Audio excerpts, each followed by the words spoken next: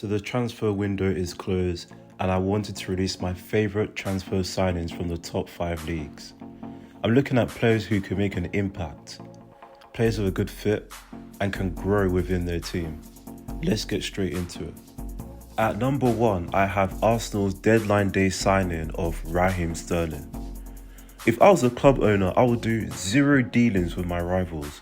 How can Chelsea do this?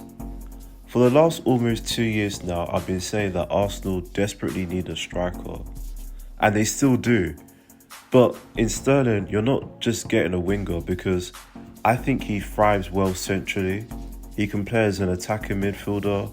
He can play up front as a forward because he's that versatile and his attacking IQ is high too. So this signing strengthens Arsenal's attack immensely. They've already built a solid defence for the season, and now they have an attacking piece that can complement both Havertz and Saka. It's not going to be hard adapting Sterling to the team. He's played under Arteta, 5 years with Gabriel Jesus, 30 matches with Havertz at Chelsea, and he's played countless of matches alongside Saka for England. Sterling has nothing to prove, which makes this signing so good. He has to start.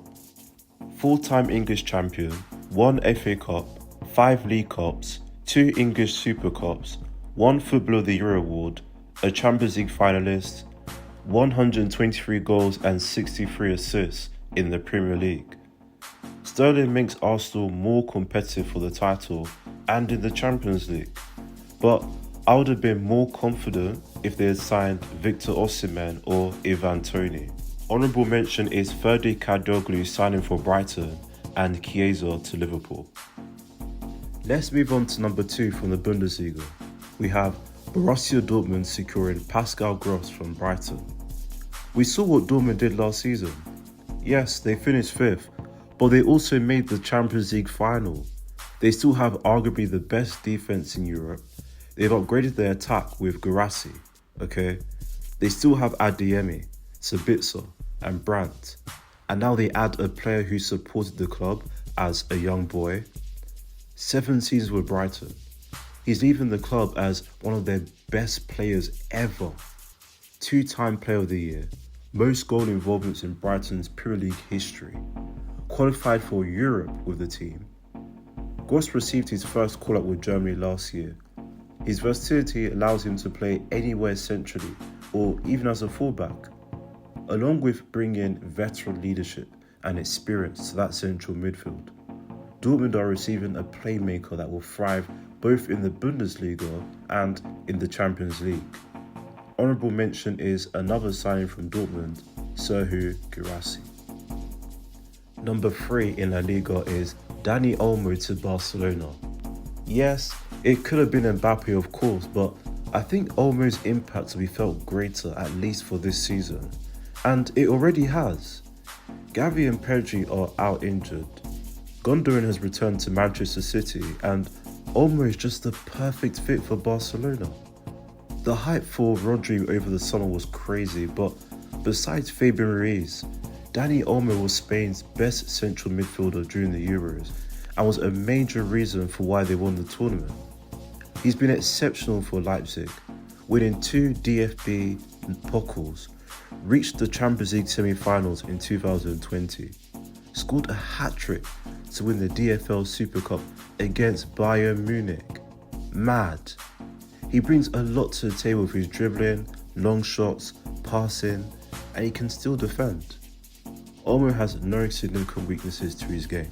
Remember, this is a Barcelona graduate returning back to the club as a well-polished attacking midfielder. But most of all, he gets along with the players really well. No one hates Olmo, and that's the kind of player every team needs in their locker room. Number 4, Serie A. I have to give it to Roma. How on earth did they sign Artem Dovbyk? This guy just screams goals, goals. Goals is literally all over his name. Last season, 24 goals, 8 assists, 36 La Liga matches. Top scorer for Girona, a major reason why they qualified for the Champions League this season. And he's not just a one-season wonder. He scored 24 goals the season before for SC Dnipro, a Ukrainian side, and top scorer for the same club the season prior. He led Ukraine to the Euros. He has all the gifts and attributes of a top striker. With his size, he's always a threat in the air, and his finishing is excellent. Roma lost Lukaku, so if Tammy Abraham is not playing, a large chunk of goals will stream through Dovbyk. Honourable mention is definitely Yusuf Fofana. AC Milan just quietly grabbed a steal. Lastly, at number 5 is Marseille signing Mason Greenwood. Most of us agree that if he was still in the Premier League, Manchester United wouldn't be where they are today. Remember, this is someone that already played alongside the likes of Ronaldo, Sancho, Pogba, Bruno Fernandes and Rashford as a 19-year-old. This season, he already has 3 goals and 1 assist after just 3 games in Ligue 1. Over his professional career, he has only reached double-figure goal stats just once, and that was the 2019-20 season. So, it's difficult to expect major goal and assist production from him. At 22 though, he has all the attributes of a top winger. The dribbling and cutting inside, he has it. Long range shooting, counter-attacking, set pieces. He's a defender's nightmare. PSG look like they're restructuring their side, so the window for the Ligue 1 title has widened. Marseille have lost Iliman Ndiaye and Ismaila Sarr, but under former Brighton manager Roberto De Zerbi, Marseille is the perfect environment for Greenwood to continue his growth as one of the top attacking prospects in Europe. Hope you guys enjoyed this video. Which clubs do you think have the best transfer window? And which players should have been signed? Remember to like and subscribe. There's plenty more videos to come.